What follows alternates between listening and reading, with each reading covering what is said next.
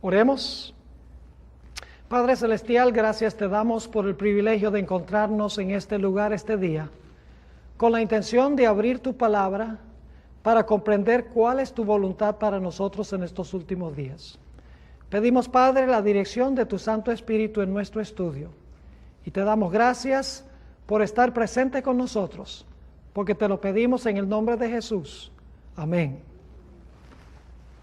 El 3 de julio del año pasado, el pastor Ted Wilson, recién elegido como presidente de la Asociación General de los Adventistas del Séptimo Día, en su sermón inaugural en la ciudad de Atlanta, en el Georgia Dome, con una presencia de más o menos 70,000 personas, llamó a la iglesia adventista a que regresara a sus raíces.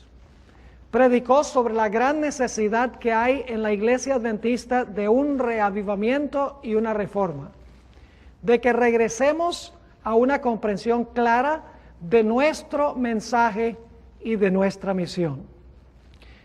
Hay un punto, sin embargo, que el pastor Wilson no tocó en su sermón, que tiene que ver con reavivamiento y reforma.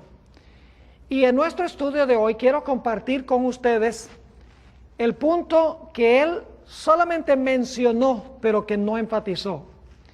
Y es que hay una relación muy estrecha, muy cercana, entre el estudio de las profecías y el reavivamiento en la iglesia. Es decir, sin estudiar y entender las profecías no puede haber un reavivamiento en la iglesia. Quiero leer al comenzar un par de citas escritas por Elena G. de White, quien la iglesia adventista acepta como teniendo el don profético. Ella escribió en el libro Testimonios para los Ministros, página 110, algo muy importante en cuanto a la conexión entre el estudio de Apocalipsis y un reavivamiento en la iglesia. ¿Qué relación existe entre el estudio de Apocalipsis y el reavivamiento en la iglesia? Dice así: cuando como pueblo comprendamos lo que significa este libro, es decir, Apocalipsis, para nosotros, se verá entre nosotros un gran reavivamiento. Noten que ella dice que cuando comprendamos Apocalipsis, se verá entre nosotros un gran reavivamiento. Y luego dice, no entendemos plenamente las lecciones que enseña, a pesar del mandato que nos fue dado de escudriñarlo y estudiarlo. En esta cita ella dice claramente que el estudio de Apocalipsis lleva a un reavivamiento en la iglesia. La segunda cita de ella se encuentra también en Testimonios para los Ministros, pero la página 114. Dice así, hablando de Daniel y Apocalipsis: cuando los libros de Daniel y Apocalipsis sean mejor entendidos, los creyentes tendrán una experiencia religiosa completamente distinta. Cuando comprendamos estos libros, dice ella, los creyentes tendrán una experiencia religiosa completamente distinta. Sigue diciendo, recibirán tales vislumbres de los portales abiertos del cielo, que la mente y el corazón serán impresionados con el carácter que todos deben desarrollar a fin de comprender la bendición que será la recompensa de los de corazón puro. Nos está diciendo, en otras palabras, que cuando estudiamos Daniel y Apocalipsis, tendremos una experiencia religiosa completamente diferente y nos daremos cuenta la importancia del carácter que debemos desarrollar para finalmente estar con el Señor. Pero inmediatamente nos preguntamos, ok, Elena White nos dice que la base de un reavivamiento es la comprensión de las profecías de Daniel y Apocalipsis. Pero la pregunta clave es, ¿por qué razón es tan importante el estudio de las profecías para que haya en la iglesia un reavivamiento y una reforma? ¿Por qué es necesario entender las profecías para que la iglesia tenga nueva vida? Creo que la respuesta a esta pregunta la podemos conseguir regresando a los tiempos de Jesús, para estudiar la relación entre las profecías y el reavivamiento en el tiempo de los apóstoles. Cuando leemos los evangelios nos damos cuenta de un hecho clarísimo, y es que los seguidores de Jesús antes de la resurrección no entendían las profecías de la Biblia. Quiero darles 3 ejemplos que demuestran que los apóstoles, los seguidores de Jesús, no comprendían las profecías en cuanto al Mesías. En primer lugar, ustedes recuerdan la entrada de Jesús triunfalmente a Jerusalén. Se conoce como la entrada triunfal, en lo que los cristianos llaman el Domingo de Ramos. Ustedes recuerdan que los discípulos estaban dirigiendo a la procesión, Jesús estaba sentado sobre el asno y la gente lo aclamaba como rey, porque creían que Jesús iba a tomar el trono en Jerusalén, iba a destruir a los romanos e iba a poner a los judíos en el ápice de la civilización. Pero los discípulos no entendían qué significaba la entrada triunfal. Entendieron mal las profecías en cuanto al rey, no sabían qué clase de rey iba a ser Jesús. Nos dice en Juan 12 y el versículo 16, en cuanto a la falta de comprensión de los discípulos, lo siguiente. Está hablando aquí de la entrada triunfal de Jesús a Jerusalén. Dice, estas cosas no las entendieron sus discípulos al principio. Fíjense que dirigieron la entrada triunfal, no entendieron. Estas cosas no las entendieron sus discípulos al principio. Ahora escuchen. Pero cuando Jesús fue glorificado, entonces se acordaron de que estas cosas estaban escritas acerca de él y de que se las habían hecho. Fíjense que al principio no entendían lo que había pasado, no entendieron el significado de la entrada triunfal. Pero dice que Jesús, después que fue glorificado, después de su muerte y su resurrección, nos dice que ellos se acordaron de que estas cosas estaban escritas acerca de él y de que ellos le habían hecho estas cosas a Jesús. Es decir, antes que Jesús muriera y resucitara, no entendían las profecías. Un segundo ejemplo que demuestra que no entendían las profecías es el caso de María Magdalena. Ella fue el domingo en la mañana al sepulcro y encontró que el sepulcro estaba vacío. Y se encontraron con ella 2 ángeles. Y uno de los ángeles le preguntó, y esto se encuentra en Juan 20 y el versículo 13, mujer, ¿por qué lloras? Inmediatamente María, con una voz de tristeza, con lágrimas en los ojos y con angustia, le respondió al ángel, porque se han llevado a mi Señor y no sé a dónde lo han puesto. ¿Entendía María la profecía? No, ella no sabía que Jesús iba a resucitar, según nos dice aquí en Juan 20 y el versículo 13, ella creía que se habían llevado el cuerpo del Señor Jesucristo, su cuerpo muerto. Un tercer ejemplo de cómo los seguidores de Jesús no entendían las profecías antes de su resurrección, está en el caso de los 2 hombres que iban en camino al pueblo de Emaús la tarde de la resurrección. Mientras estaban caminando, Jesús los alcanzó y empezó a hablar con ellos. Y fíjense lo que le dijo uno de esos seguidores de Jesús, no era de los 12, pero eran seguidores de Jesús. Fíjense lo que dijo uno de esos seguidores de Jesús al maestro, en Lucas 24 y el versículo 21. Dijo, pero nosotros esperábamos que Él era el que había de redimir a Israel. Y ahora, además de todo esto, hoy es ya el 3er día que esto ha acontecido. Casi podemos escuchar la voz de este hombre diciendo, nosotros pensábamos que Él era el que iba a redimir a Israel, pero hoy es el 3er día desde que lo mataron. No entendían lo que Jesús había venido a este mundo a hacer. No fue sino hasta que Cristo murió y resucitó y ascendió al cielo que ahora miraron las profecías y entendieron por qué había venido Jesús a esta tierra. Y esto nos lleva a hacernos la pregunta, ¿por qué vino Jesús a este mundo? ¿Por qué vino a esta tierra antes de regresar al cielo? Bueno, hay varias razones, pero yo creo que hay 2 razones principales por las cuales vino Cristo. Razones que no entendieron los apóstoles. La razón número uno es que Jesús vino a esta tierra para vivir una vida perfecta. Y en segundo lugar, Jesús vino a morir para pagar la deuda por el pecado. Y le voy a explicar por qué razón. La ley de Dios exige absoluta perfección. ¿Están de acuerdo con eso? Que la ley de Dios exige absoluta perfección. No nos podemos desviar ni un poquito de la ley. Si nos desviamos y desobedecemos la ley, ¿qué dice la ley?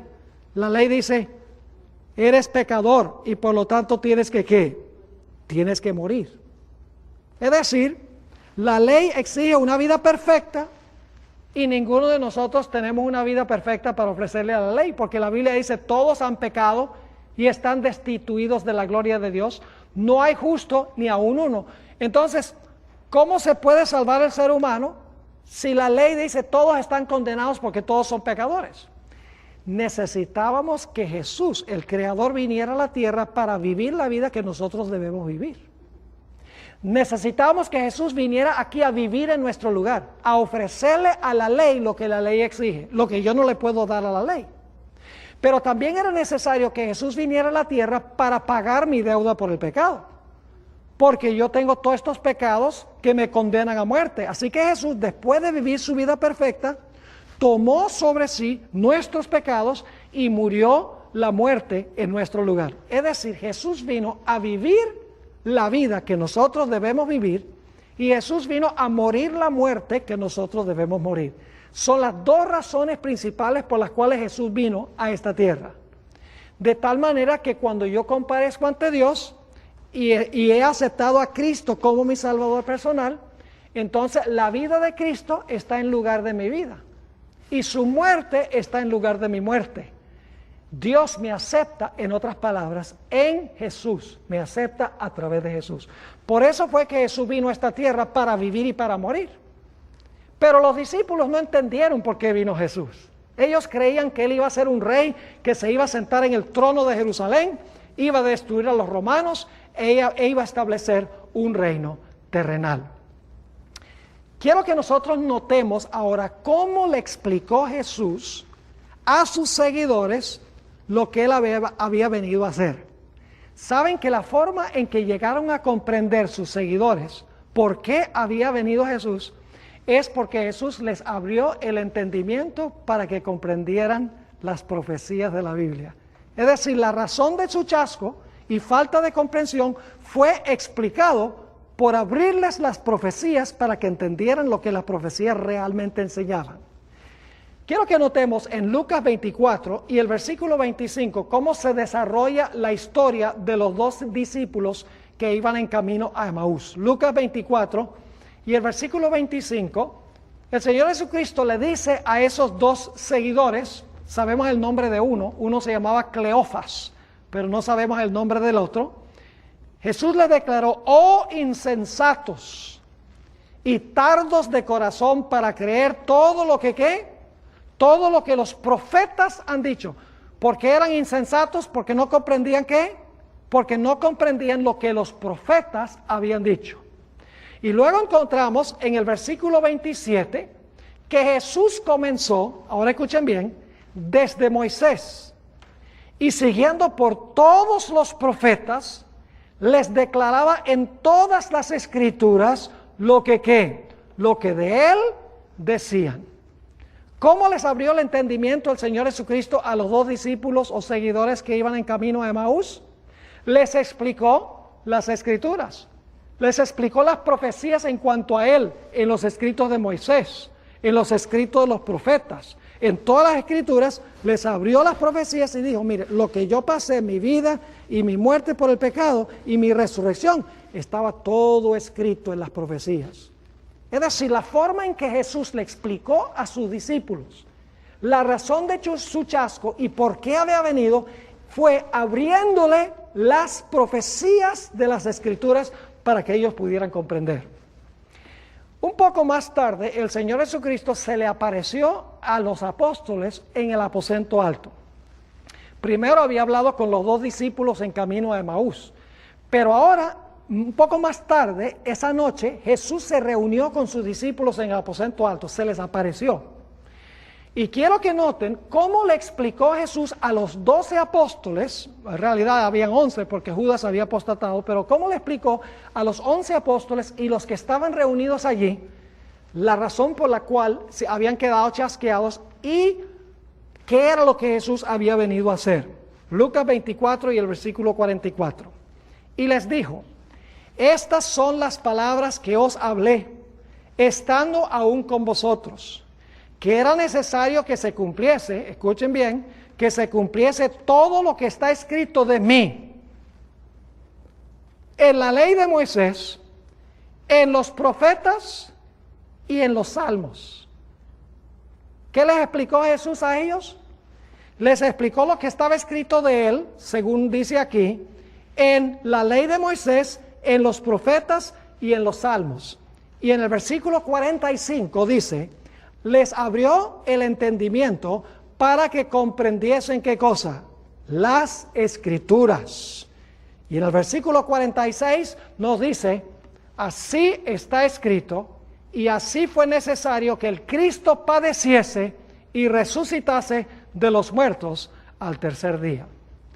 ¿Cómo les explicó Jesús a sus discípulos, a sus seguidores, la razón de su chasco y lo que él había hecho en su ministerio en la tierra? Les abrió las profecías en los escritos de Moisés, en los salmos, en todos los profetas, en todas las escrituras. Les abrió las profecías para que ellos pudieran entender qué era lo que iba a hacer el Mesías cuando viniera a la tierra. Pero ahora quiero que noten algo muy importante. No solamente las profecías indicaban qué era lo que Jesús había hecho, que había venido a vivir su vida perfecta y que había venido para morir por el pecado. Las profecías también indicaban claramente cuál era el mensaje y cuál era la misión de los apóstoles desde ese día en adelante. Ahora quiero que noten ahí mismo en Lucas 24, 47 y 48, Lucas 24, 47 y 48, inmediatamente después de decir Jesús: así está escrito, y así fue necesario que el Cristo padeciese y resucitase de los muertos al tercer día, sigue diciendo, y que se predicase en su nombre, ¿qué cosa? El arrepentimiento y el perdón de los pecados en todas las naciones, comenzando desde Jerusalén. He aquí yo enviaré la promesa de mi Padre sobre vosotros, pero quedaos vosotros en la ciudad de Jerusalén hasta que seáis investidos de poder desde lo alto. ¿Cuál era el mensaje y la misión de los apóstoles? Vamos a leerlo de nuevo. Que se predicase en el nombre de Jesús, ¿qué cosa? El arrepentimiento y ¿qué más? Y el perdón de los pecados. Ese es el mensaje, el arrepentimiento y el perdón. ¿Y cuál era su misión? Era llevar ese mensaje ¿a dónde? En todas las naciones, comenzando desde Jerusalén, y luego dice: he aquí yo enviaré la promesa de mi Padre sobre vosotros, pero quedaos vosotros en la ciudad de Jerusalén hasta que seáis investidos de poder desde lo alto. Yo pregunto entonces, ¿los apóstoles sabían cuál era su misión, sí o no? Claro que sí. ¿Sabían cuál era su mensaje? Claro que sí. Ellos sabían cuál era su misión y cuál era su mensaje porque entendían lo que Jesús había hecho por su vida, por su muerte y por su resurrección. Es más, a la luz de las profecías, ellos sabían el significado de que Jesús había venido a esta tierra a vivir su vida perfecta y había venido a morir por el pecado. Y sabían que debían ir y anunciar esa verdad a todas las naciones de la tierra sin excepción. Ahora, ¿cómo sabían ellos que debían anunciar esto? En Hechos, el capítulo 1 y el versículo 3, nos dice que Jesús pasó 40 días en esta tierra después de su resurrección, antes de irse al cielo. Pasó 40 días aquí. Y nos dice allí en Hechos 1 y el versículo 3, que el Señor Jesucristo le habló a sus discípulos en cuanto a las cosas concernientes al reino de Dios. Ahora, yo no sé exactamente cuáles pasajes de la Escritura usó Jesús para explicarle a sus discípulos qué había venido a hacer y cuál era su misión.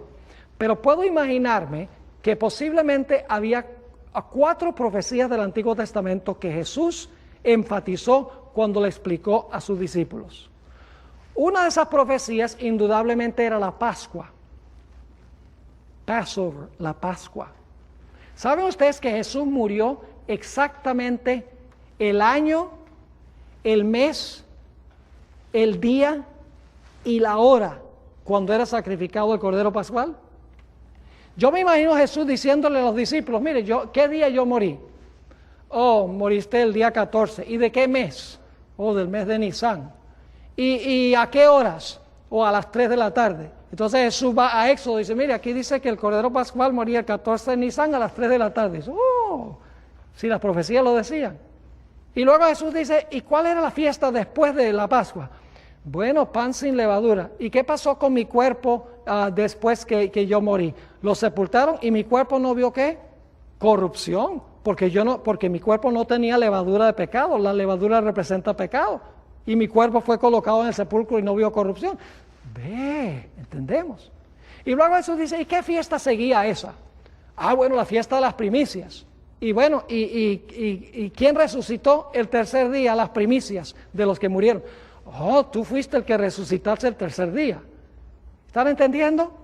Es decir, le mostró las profecías que se cumplieron a su tiempo y los eventos exactamente como decían las profecías. Y me imagino que los discípulos habrán dicho, bueno, Jesús cumplió la Pascua, Jesús cumplió pan sin levadura, Jesús cumplió la fiesta de las primicias. ¿Y cuál era la siguiente fiesta? La siguiente fiesta judía era el día del Pentecostés. Exactamente 50 días después de las primicias. Entonces dicen, algo importante tiene que pasar 50 días después de las primicias cuando el Señor Jesucristo resucitó. Yo me imagino que Jesús les habrá mostrado su calendario de eventos y cómo Él cumplió exactamente las profecías a través de su vida, su muerte, su sepultura, su resurrección y su ascensión al cielo. Y por lo tanto ahora, durante esos 40 días, Jesús les está explicando las profecías y Pedro y los apóstoles dicen, ahora sí entendemos por qué vino Jesús. El Señor Jesucristo vino a vivir la vida que todos nosotros debemos vivir. La vida que la ley nos exige a nosotros. Jesús vino a morir la muerte que todos nosotros debemos morir. Vino a vivir por nosotros y a morir por nosotros y a resucitar de entre los muertos. Ahora entendemos. Y dicen, ¿y qué es nuestra misión? ¿Y cuál es nuestro mensaje? Entonces, a la luz de lo que Jesús ha hecho. Encontramos algo muy interesante en el día del Pentecostés.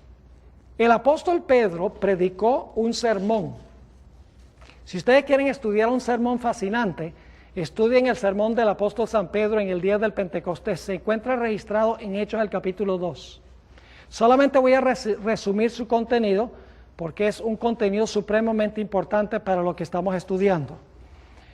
El apóstol Pedro comienza primero explicando qué fue lo que pasó en la tierra en el día del Pentecostés. Ustedes recuerdan lo que sucedió. La Biblia dice que hubo lenguas como de fuego. La Biblia dice que hubo un recio viento y todos empezaron a hablar en otros idiomas, en lenguas. Y la gente allí preguntaba, bueno, ¿y qué significa esto? ¿Qué es esto que está pasando? El apóstol Pedro se paró y predicó su sermón y dijo, esto fue lo que profetizó Joel en el capítulo 2. Es decir, los lleva a las profecías para explicar lo que está pasando. Dice, nuestros hijos, nuestras hijas profetizarán, niños y las criadas profetizarán. Dice, eso se está cumpliendo ahora. Es decir, el apóstol Pedro explicó lo que estaba pasando en la tierra a la luz de lo que decía la profecía. Pero hay más. Después que el apóstol Pedro explicó lo que había sucedido en la tierra y por qué estaba pasando en el aposento alto, lo que estaba sucediendo, el apóstol Pedro ahora pasó a hablar en cuanto a lo que vino a hacer Jesús en esta tierra. Note lo que dice Hechos, el capítulo 2 y el versículo 22. Primero habla de la vida de Jesús, Hechos 2 y el versículo 22. Dice, varones israelitas, oíd estas palabras.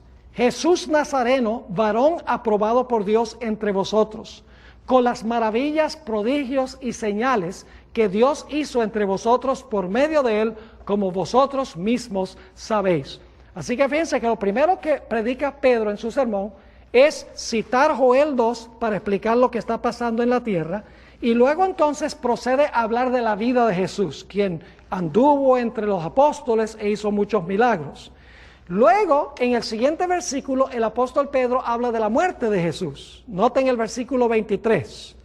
A este, entregado por el determinado consejo y anticipado conocimiento de Dios, prendisteis y matasteis por manos de inicuos, crucificándole. Ahora ha hablado de la vida, ahora habla de la muerte de Cristo. El siguiente versículo habla de su resurrección. Noten el versículo 24. Al cual Dios levantó, sueltos los dolores de la muerte, por cuanto era imposible que fuese retenido por ella. Lo interesante es que si ustedes leen el sermón del apóstol Pedro, van a descubrir que él citó 3 pasajes del Antiguo Testamento para hablar de la vida, la muerte y la sepultura y la resurrección de Cristo. Solo se las voy a mencionar porque quiero mostrarles que Pedro les explicó lo que Jesús había hecho a la luz de las profecías. Explicó lo que estaba sucediendo en el día del Pentecostés a la luz de las profecías. Esos versículos se encuentran en el Salmo 16, 8 al 10, a donde nos dice que Jesús no iba a quedar en el sepulcro, ni su cuerpo iba a ver corrupción, sino que Dios lo iba a levantar de entre los muertos. El Salmo 110 y el versículo 1, allí dice: siéntate a mi diestra hasta que ponga a tus enemigos por estrado de tus pies. Eso indicaba que Jesús iba a morir, resucitar y se iba a sentar a la diestra de Dios después de su resurrección. Es decir, que su obra no iba a terminar en la tierra, sino que después de su obra en la tierra iba también a ascender al cielo a cumplir una obra a la diestra de Dios. La tercera profecía era 2 Samuel 7 y el versículo 12 y el versículo 13, a donde Dios le dijo a David que alguien de su propia simiente iba a sentarse sobre el trono de David para siempre y que nunca iba a estar vacante el trono de David. Y entonces el apóstol Pedro explica que eso fue cumplido por Jesús, quien era descendiente de David. Es decir, Pedro en su sermón sencillamente usó las profecías para explicar todo lo que había pasado. Usó Joel el capítulo 2 y el versículo 28 al 32 para hablar de lo que estaba pasando en la tierra. Luego entonces habló sobre la vida de Jesús y habló sobre la muerte de Jesús, habló sobre la resurrección de Jesús y luego el hecho de que Jesús iba a ascender al cielo e iba a sentarse en el trono a la diestra de su Padre. Ahora yo pregunto, ¿conocían un poco mejor los discípulos lo que Jesús había venido a hacer? Claro que sí. A la luz de las profecías, ellos sabían que Jesús había venido para vivir, para morir, para resucitar y para ir al cielo, para sentarse a la diestra de Dios. A la luz de las profecías, los apóstoles sabían qué era lo que había pasado y cuál era el mensaje que debían llevar al mundo y cuál era su misión para el mundo. Y saben que a partir del día del Pentecostés, el evangelio se esparció como fuego por todo el Imperio Romano. Y en una sola generación, el evangelio fue a todo rincón del Imperio Romano, empezando con esos 12 y otro grupo que estaba allí en el aposento alto. Las profecías bíblicas les explicaron qué había hecho Jesús, qué estaba haciendo Jesús y cuál era su mensaje y cuál era su misión específicamente. Y entonces Pedro concluyó su sermón, terminó su sermón, donde predica a base de las profecías. Y cuando termina su sermón, generalmente los pastores hacen un llamado para que la gente responda al sermón, pero Pedro no hizo un llamado. Cuando terminó su sermón, la Biblia nos dice que se acercaron muchos individuos a él, muchos hombres vinieron a Pedro, y le dijeron a Pedro, a la luz de lo que tú has enseñado, ¿qué tenemos que hacer nosotros? Vamos a leerlo en Hechos 2 y el versículo 37 y 38. Hechos 2 y el versículo 37 y el versículo 38. Dice, al oír esto, se compungieron de corazón y dijeron a Pedro y a los otros apóstoles, varones hermanos, ¿qué haremos? Es decir, ¿qué tenemos que hacer a la luz de tu sermón? Ahora, ¿qué tú quieres que hagamos nosotros? Fíjense lo que dijo Pedro. Pedro les dijo, arrepentíos. ¿Recuerdan lo que dijo Jesús en el aposento alto a los discípulos? Que debían predicar ¿qué eso? El arrepentimiento y ¿qué? Y el perdón de los pecados. Ahora escuchen si Pedro está predicando eso mismo. Dice, arrepentíos y bautícese cada uno de vosotros en el nombre de Jesucristo, ¿para qué? Para perdón de los pecados, y recibiréis el don del Espíritu Santo. Es el mismo mensaje que les habló Jesús en el aposento alto cuando resucitó y se les apareció, que debía predicarse el arrepentimiento y el perdón de los pecados. Claro que sí. Es decir, el apóstol Pedro está diciéndole a los que vinieron a él, le está diciendo, mire, ustedes lo que tienen que hacer a la luz de lo que yo prediqué, ustedes tienen que arrepentirse del pecado y tienen como consecuencia de eso bautizarse, y entonces van a recibir el perdón de los pecados. Permítame explicar para que puedan entender un poquito más el mensaje de los apóstoles. Todos nosotros, todo el mundo tiene una deuda para con Dios y para con su ley. La Biblia dice no hay justo ni aún uno. La Biblia dice todos han pecado y están destituidos de la gloria de Dios. Nosotros tenemos que ofrecerle una vida perfecta a la ley y no tenemos esa vida perfecta. Y la ley exige nuestra muerte porque somos pecadores. Así que el Señor Jesucristo vino a esta tierra y vivió su vida perfecta. La vida perfecta que la ley me exige a mí, la vivió Él. La muerte que la ley me exige a mí, la murió Él. Pero ahora escuchen muy importante lo que les voy a decir. No significa que porque Jesús vivió por todos y murió por todos, que todos se van a salvar. Ustedes conocen ese texto famoso de Juan 3:16, el texto más famoso de la Biblia, dice, porque de tal manera amó Dios ¿a cuántos? Al mundo. Lo que vino Jesús a hacer, lo hizo por el mundo, vivió por todos y murió por todos. Porque de tal manera amó Dios al mundo, que ha dado a su Hijo unigénito, pero luego que dice la última mitad del versículo, dice, para que todo aquel que en Él cree, no se pierda, sino que tenga ¿qué? Vida eterna. Ahora, ¿qué es lo que estaba predicando el apóstol Pedro? Sencillamente el apóstol Pedro les estaba diciendo, miren, Jesús vivió su vida perfecta en tu lugar. El Señor Jesucristo murió por tus pecados en tu lugar. Pero para tú beneficiarte de la vida de Él y de la muerte de Él, tú tienes que arrepentirte del pecado, tú tienes que confesar tu pecado, tú tienes que enterrar el pecado en las aguas para resucitar a una vida nueva en Cristo. Es decir, tú tienes que reclamar personalmente la vida y la muerte de Cristo en tu lugar. ¿Quiénes son entonces los que se salvan? ¿Todos los seres humanos? No. Los que reclaman personalmente la vida de Jesús y la muerte de Jesús en su lugar por medio del arrepentimiento y la confesión del pecado, esos recibirán ¿qué cosa? Esos recibirán perdón. Es decir, lo que Jesús fue a hacer en el cielo, mis queridos hermanos y amigos, lo que Jesús fue a hacer al cielo, fue sencillamente para interceder ante el Padre por los que a Dios se allegan a Él. Es decir, es nuestro abogado allá. La Biblia dice, estas cosas os escribo para que no pequéis, pero si alguno hubiere pecado, abogado tenemos. Es decir, cuando nosotros cometemos pecado, decimos, la ley exige nuestra muerte, pero Señor Jesucristo, tú viviste tu vida perfecta, tú moriste en mi lugar. Señor Jesús, yo estoy triste por mi pecado, lo confieso. Por favor, Señor Jesús, toma tu vida y toma tu muerte y pónmelos a mi cuenta.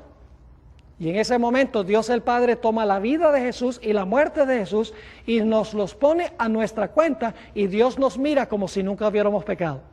Ese es el mensaje de los apóstoles. A eso vino Jesús, a vivir y a morir y a resucitar. Vino a vivir la vida perfecta que la ley me exige a mí. Vino a morir la muerte que la ley exige de mí. Y claro, tenía que resucitar si iba a ir al cielo para yo poder venir a Él a reclamar lo que el Señor Jesucristo hizo. Ese era el mensaje de los apóstoles.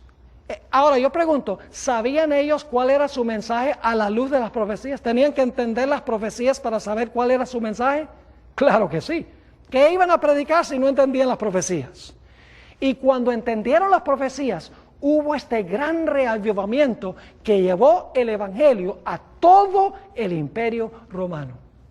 Quiero mostrarles otro par de pasajes que encontramos en el mismo libro de Hechos, sobre esta relación entre la vida, la muerte, la resurrección y la exaltación de Jesús y el mensaje de los apóstoles. Hechos 5 y el versículo 30 al 32. Hechos 5, 30 al 32.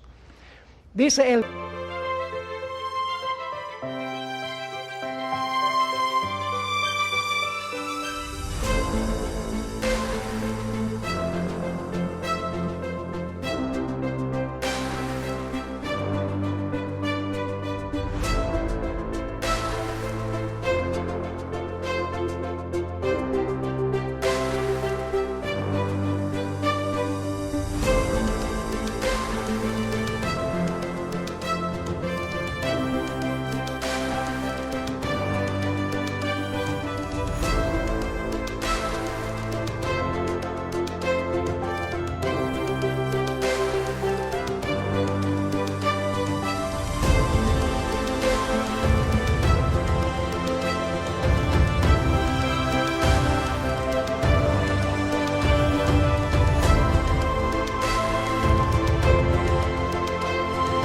Dios de nuestros padres levantó a Jesús, esa es su resurrección, a quien vosotros matasteis, ahí está su muerte, colgándole en un madero.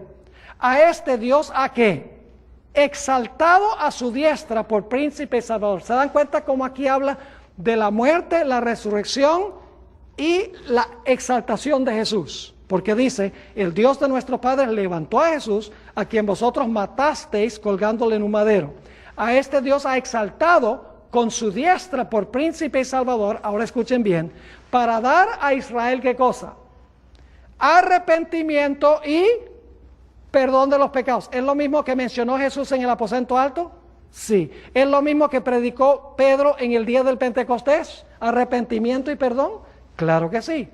Y luego dice, y nosotros somos testigos suyos de estas cosas, y también el Espíritu Santo, el cual ha dado Dios a los que le obedecen.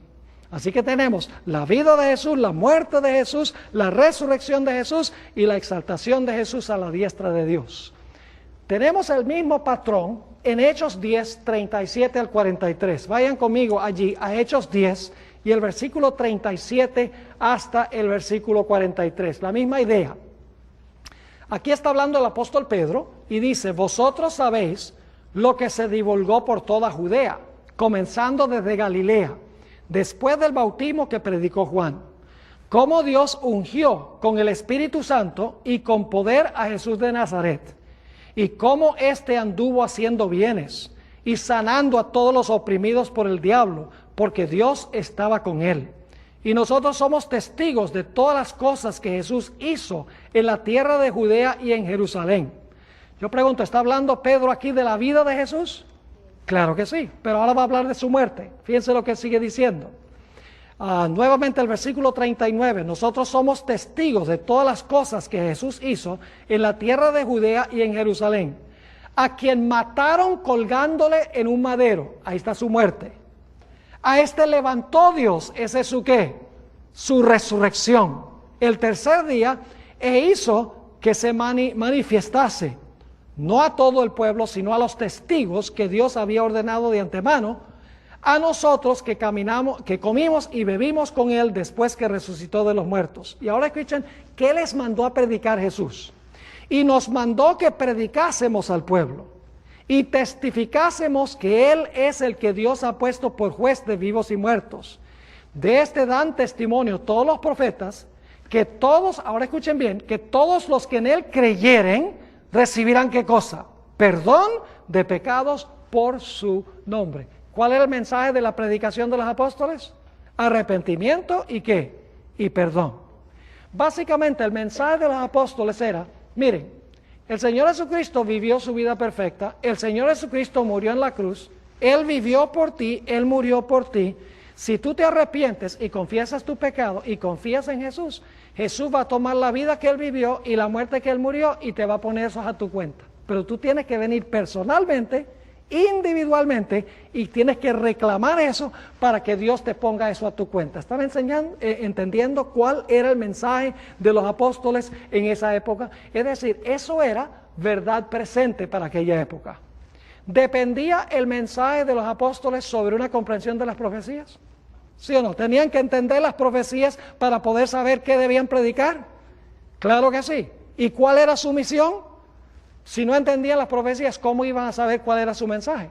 Cuando entendieron las profecías, hubo ese gran reavivamiento en el día del Pentecostés y llevaron el mensaje al mundo, y todo el imperio romano conoció el mensaje en una sola generación. Pero ahora escuchen esto. ¿Qué pasó con la iglesia judía de esa época? Saben que la iglesia judía de esa época tenía muchas denominaciones, muchas sectas. Estaban los herodianos, estaban los saduceos, estaban los fariseos, los celotes, los esenios. Todos eran judíos, pero eran diferentes denominaciones o eran diferentes, digamos, sectas judías. ¿Cómo reaccionaron ellos ante la obra del Señor Jesucristo? Yo pregunto, ¿entendían ellos las profecías en cuanto a la vida de Jesús, la muerte de Jesús, la resurrección de Jesús y lo que Jesús había ido al cielo a hacer? No entendieron absolutamente nada. Quiero leerles una cita muy interesante de Elena White. Se encuentra en primeros...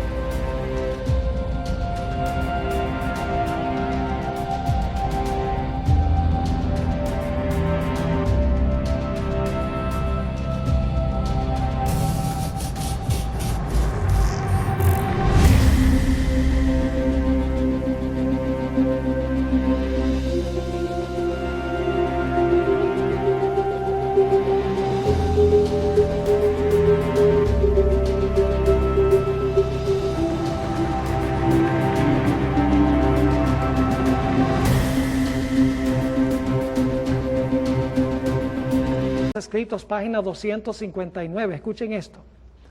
El desgarramiento del velo en el templo, cuando se rajó el velo, demostró que los sacrificios y los ritos judaicos no serían ya recibidos. El gran sacrificio había sido ofrecido y aceptado, y el Espíritu Santo que descendió en el día del Pentecostés dirigió la atención de los discípulos desde el santuario terrenal al celestial. Ahora escuchen, donde Jesús había entrado con su propia sangre para derramar sobre sus discípulos los beneficios de su expiación. ¿A qué fue Jesús al cielo? Para derramar sobre sus discípulos los beneficios de su expiación. ¿Saben lo que fueron los beneficios? Muy sencillo. Su vida perfecta y su muerte por el pecado. Esos son los beneficios. Jesús fue al cielo para que cuando la gente viene a Él, cuando se predica el mensaje, arrepiéntete, confiesa tu pecado, confía en Jesús, la gente recibe a Jesús como su Salvador, clama a Él, y entonces el Señor Jesucristo dice, porque tú te has arrepentido, yo pongo mi vida y mi muerte a tu cuenta, y Dios te mira como si nunca hubieras pecado. Todo eso dependía de una comprensión clara de las profecías. Los judíos no entendían esas profecías. Ninguna de las iglesias de esa época entendía lo que Jesús estaba haciendo en el cielo, porque no habían seguido la obra de Jesús en su muerte, la obra de Jesús en su resurrección, la obra de Jesús durante su vida. No entendían lo que estaba haciendo porque no entendían lo que Jesús había hecho. Ahora sigue diciendo Elena de White, pero los judíos fueron dejados en tinieblas totales. Los discípulos ahora recibían los beneficios, porque entendían a la luz de las profecías lo que Jesús estaba haciendo. Pero ella dice, pero los judíos fueron dejados en tinieblas totales. Perdieron toda luz que pudieran haber tenido acerca del plan de salvación. Y siguieron confiando en sus sacrificios y ofrendas inútiles. El santuario celestial había reemplazado al terrenal, pero ellos no tenían noción del cambio. Por lo tanto, no podían recibir beneficios de la mediación de Cristo en el lugar santo. No podían entender lo que Jesús estaba haciendo en ese momento porque no habían entendido lo que Jesús había hecho. ¿Es vital comprender las profecías para entender lo que Jesús está haciendo en determinado momento? Claro que sí. Y trajo el reavivamiento en el día del Pentecostés esta comprensión. Ahora escuchen, los apóstoles no tenían la intención de establecer un nuevo movimiento. Ellos tenían la esperanza de que las denominaciones judías aceptaran el mensaje de Cristo y que el judaísmo se convirtiera en cristianismo. Pero con el transcurso del tiempo, los apóstoles se dieron cuenta que las denominaciones judías habían apostatado y no iban a aceptar el mensaje que ellos estaban predicando.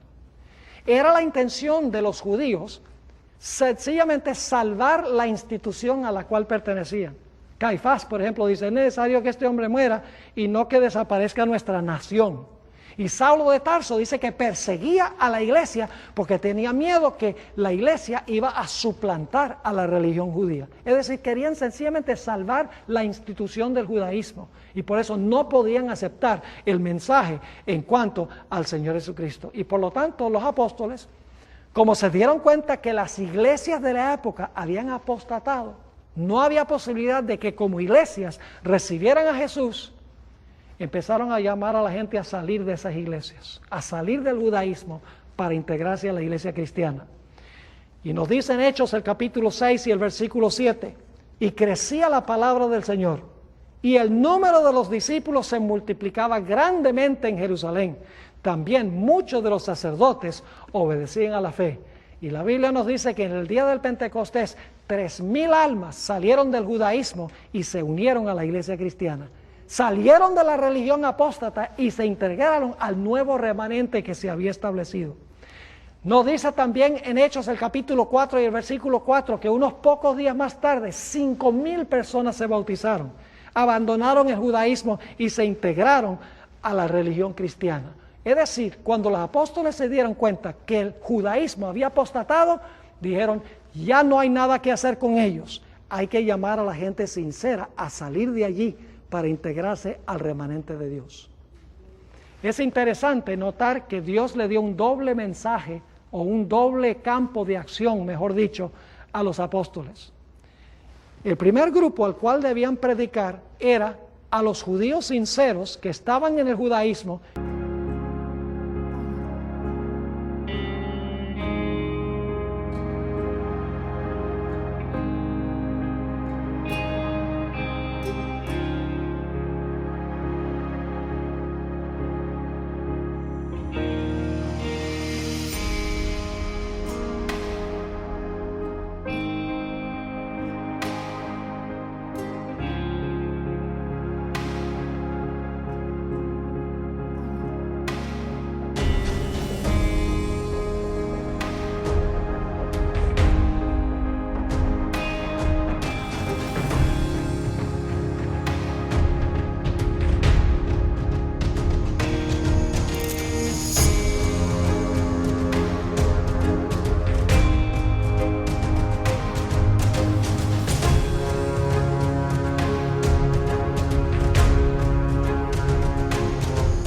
Que no comprendían bien las profecías. Gente sincera que llamándolos iban a salir para integrarse a la iglesia cristiana. La segunda parte de su misión era predicarle a los romanos que no conocían nada de estas cosas. La gente secular, podríamos decir. También había que alcanzar a todos los rincones del Imperio Romano. Es decir, el mensaje era para sacar a la gente sincera de las iglesias apóstatas para integrarse al cristianismo y para llamar a la gente secular que no conocía a Cristo para que también se integraran a la iglesia cristiana. Y debo decirles algo, Dios ha llamado en forma muy especial hoy en día a la iglesia adventista del séptimo día con un mensaje muy especial. Es un mensaje ya no que se basa en el lugar santo del santuario, porque Jesús se ha movido del lugar santo al lugar santísimo en el año 1844. El mensaje de la iglesia adventista hoy tiene que ver con las profecías en cuanto al lugar santísimo, no en cuanto a las profecías del lugar santo. Lo interesante es que en 1844 hubo una apostasía grandísima entre las iglesias protestantes. Todas las iglesias protestantes de esa época persiguieron a los mensajeros y rechazaron el mensaje. Y por lo tanto la Biblia nos dice que era la función de este remanente que formó esta iglesia pequeña en el año 1844, su misión era doble. En primer lugar, la misión de la Iglesia Adventista es llamar a la gente sincera en todas las iglesias que profesan a Cristo para que salgan y se integren al pueblo remanente de Dios. La segunda función de la Iglesia Adventista es alcanzar a toda esa gente secular que desconoce el mensaje de la Biblia, el mensaje de Cristo y el mensaje de la salvación. Hoy en día mucho se critica a la Iglesia Adventista porque dicen, no, la Iglesia Adventista lo que hace es predicarle a las demás iglesias y sacar gente de las demás iglesias. Esa es parte de la función para la cual Dios ha llamado a la Iglesia remanente, para llamar a la gente sincera en las demás iglesias, y hay mucha de esa gente sincera, para que ellos acepten el mensaje y se integren al pueblo remanente de Dios. Lo interesante es que cuando los apóstoles predicaron este mensaje, tanto los judíos sinceros como los romanos o los seculares aceptaron el mensaje, y luego entonces ellos se convirtieron en mensajeros. Y luego entonces ellos predicaron el mensaje, y los que los escucharon a ellos se arrepintieron, recibieron perdón de los pecados, y ellos se convirtieron en mensajeros. Y pronto, como resultado de este reavivamiento, todo el imperio romano fue alcanzado con el evangelio del Señor Jesucristo. Lo mismo Dios quiere de su pueblo remanente hoy. Dios quiere que su pueblo remanente hoy, predicando el mensaje especial que Dios ha dado a la iglesia en esta época, proclame el mensaje a otros para que esos otros entonces proclamen el mensaje a otros, y esos otros aún a otros, para que este evangelio del reino sea llevado a todo el mundo por testimonio a todas las gentes, para que entonces venga el fin. Entonces yo vuelvo a preguntar, como al comienzo de nuestro estudio, ¿es de vital importancia comprender las profecías para que haya un reavivamiento y para que sepamos cuál es nuestro mensaje y cuál es nuestra misión? Yo creo que una de las razones por las cuales hay tanta confusión hoy en la Iglesia Adventista es porque no sabemos por qué existimos. ¿Cuál es nuestro mensaje? ¿Cuál es nuestra misión? ¿Qué nos distingue de otras iglesias? Y la razón es que no hemos comprendido a cabalidad las profecías de la Biblia. Pero cuando las comprendamos, habrá un reavivamiento que sacudirá al mundo, y entonces Dios tendrá un pueblo que termine su obra en esta tierra para que Cristo pueda regresar en poder y gloria. Oremos.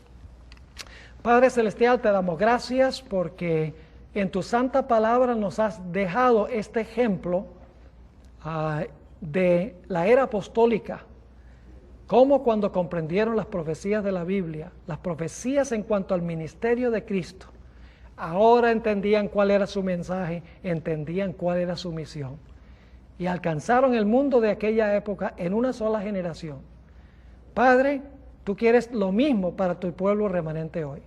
Tú quieres que nosotros comprendamos las profecías, ya no las profecías del lugar santo, sino las del lugar santísimo, donde se centra tu mensaje. Y tú quieres que nosotros sepamos cómo se han cumplido esas profecías y cuál es nuestro mensaje y cuál es nuestra misión.